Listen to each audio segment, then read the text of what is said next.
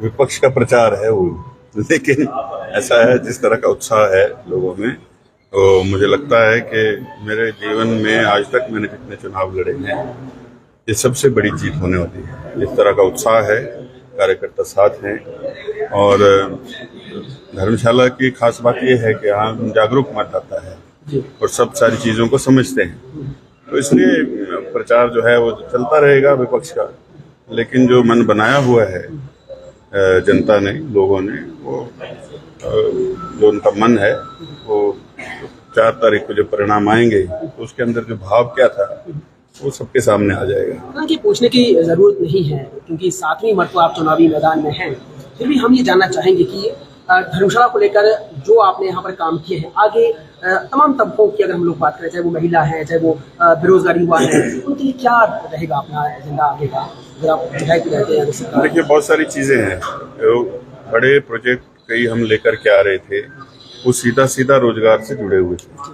प्रयास ये है कि जो पलायन युवा वर्ग का हो रहा है रोजगार की तलाश में प्रदेश से बाहर, वो अपने रोजगार की तलाश में युवा जाता है, और यहाँ भी अगर वो कोई रोजगार कर रहा है तो वो ह्यूमन लेबर का एक तरह का एक्सप्लॉयटेशन है, ह्यूमन रिसोर्स का एक्सप्लॉयटेशन है। उसको वो उतनी जो जितनी मेहनत करता है उतनी तो उसको तनख्वाह मिल भी नहीं पाती है, लेकिन बस इसीलिए रुका है क्योंकि यहाँ घर अपना है, 2 पैसे बच जाएंगे, अपने खर्चा निकाल रहा है। बाहर भी जाता है तो वहाँ रहने में, खाने में, आने जाने में ही सारा चीज चली जाती है।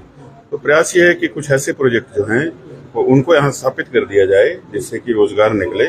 मैं नहीं कहता कि सभी को दे देंगे, लेकिन एक बड़े तबके को अगर उसमें आप दे पाएंगे तो वो बहुत बड़ा एक काम इस क्षेत्र के अंदर होगा। और जहाँ तक महिलाओं की बात है, मैं कभी भी जो 1500 रुपया देना है या कुछ भी देना, उसका पक्षधर नहीं रहा।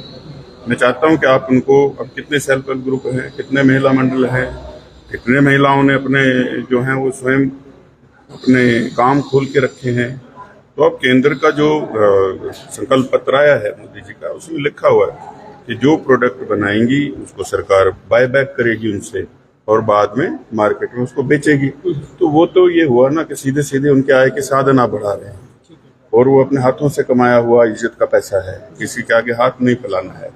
तो इस तरह की चीजें जो है इनको इम्प्लीमेंट करना है धरातल पर, जिससे कि क्षेत्र में खुशहाली आए। सर, एक बड़ा सवाल है, मुख्यमंत्री ने सीधे आरोप लगाया है कि आपके पास बहुत ज्यादा संपत्ति है, बहुत ज्यादा जमीनों का आपने जो है वो लेन देन किया है, क्या कहना चाहिए? अब ये मैंने तो वो एफिडेविट दे दिया है इलेक्शन कमीशन को, तो उसके ऊपर जो है वो छानबीन कर ले।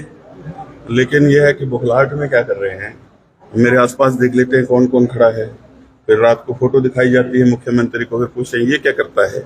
सर, इसका होटल है, ऐसा लगता है इस होटल में भी सुधीर शर्मा का हिस्सा है। तो कहते हैं दूसरा कौन है? कि सर ये तो जमीनों का काम करते हैं, इसकी जमीनों के सारे कागज लेकर आओ और सुधीर शर्मा के साथ जोड़ दो, जनता के सामने मैं कहूंगा कि ये सारा काला धंधा है। किसी की गाड़ी में बैठ जाते हैं तो कह देते हैं ये गाड़ी भी सुधीर शर्मा की है। तो ऐसा है, तो जो मर्जी कर लें, उनको कुछ मिलने वाला नहीं। वो बड़ा शोध कर चुके हैं यहाँ, 3-4 दिन जब रुके बीच में, तो बहुत सारे लोगों को बुला करके कहा कि भाई कुछ ना कुछ कमजोरी बताइए। एक व्यक्ति को तो ये कह दिया, आप और सुधीर शर्मा तो रियल एस्टेट का काम इकट्ठा करते हैं मिलके। उसने कहा सर मेरा तो वो काम ही नहीं है, मैं तो होटल चलाता हूँ। तो जब ये जानकारी जिस व्यक्ति को ये पता नहीं चला, उसके 9 विधायक कब चले गए, तो वो इस तरह की भुखलाहट में बातें कर रहे हैं। और निशाना उनका सीधा धर्मशाला है, क्योंकि वो जानते हैं कि ये थोड़े बहुत दिन गिने चुने हैं, ये सरकार नहीं चलेगी। ये मैं आपको कह रहा हूँ बार बार, और ये सत्य कह रहा हूँ। सर, लगता है कि मुख्यमंत्री जो व्यक्तिगत आरोप लगाकर इन चीजों से बच रहे हैं, कि जो मुद्दे हैं, यहाँ के जो इश्यूज हैं, जो डेवलपमेंट की बात है, उसको कहीं ना कहीं इग्नोर किया जा रहा है। कोई ये है कि इस तरह का माहौल बना दो, लोग कोई उनसे कोई ना पूछे कि तुमने 15 महीने में क्या किया, उनसे कोई ये ना पूछे कि तुम्हारी कमजोरी है कि तुम्हारे लोग चले गए, अपना तो कोई उनकी उपलब्धि है नहीं 15 महीने की। तो इस तरह के व्यक्तिगत आरोप दूसरे पर लगा देना, वो खुद भूल जाते हैं। वो जो कागज लेकर के चलेंगे, तो इस तरफ से जो निकलेगा, उनको थोड़ी सी मर्यादा रखनी चाहिए। मुख्यमंत्री के पद पर हैं, लेकिन ठीक है, अब उनके साथ ये हो गया, तो जिसके साथ बयानबाजी कहाँ तक सही है? अब उनके ऊपर केस कर दिया है, शिमला हाईकोर्ट में मैंने किया हुआ है। उनके पास जो तथ्य हैं वो सामने रख दें, ये तो कोई भी किसी को कुछ भी कह सकता है, ये बिक गया, ये इसने ऐसे कर लिया वैसे कर लिया।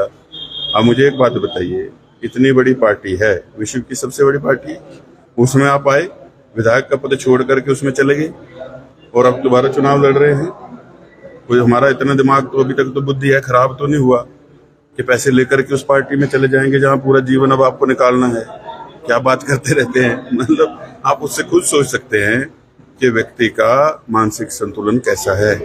और मैं शुरू से कहता हूं कि अगर इनमें थोड़ी सी भी अक्ल होती तो ये दिन नहीं आता, पर ये अक्ल से कम काम लेते हैं, अक्कड़ से ज्यादा काम लेते हैं। सर, लगातार सेंट्रल यूनिवर्सिटी का मामला लंबे समय से जो मांग थी धर्मशाला वासी की, उसको लेकर भी उनका कहना है कि राजनीति हो रही है, तो उसमें क्या कहना चाहिए? नहीं, राजनीति कौन कर रहा है? पैसे उन्होंने नहीं दिए, औपचारिकताएं हमने पूरी कर दी थी।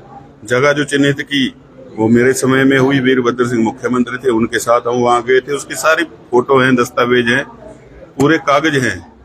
और ये तो इनकी ही जो है वो जो जिस तरह का इनका प्रशासनिक जो पकड़ कमजोर है, उस वजह से ये ढुलमुल रवैया रहा। जब इनके पास सेक्रेटरी सचिव फाइल लेके गए थे शिक्षा के, तो इन्होंने कहा कि केंद्रीय विश्वविद्यालय तो केंद्र पैसा क्यों नहीं दे रहा।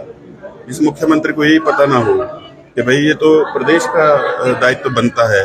तो ये चीज है, इसको समझने उनको देरी हो गई है और अब तो गाड़ी छूट चुकी, अब तो ये सरकार रहने वाली है ही नहीं। तो इसलिए सारी बौखलाहट सुधीर शर्मा के ऊपर ही है।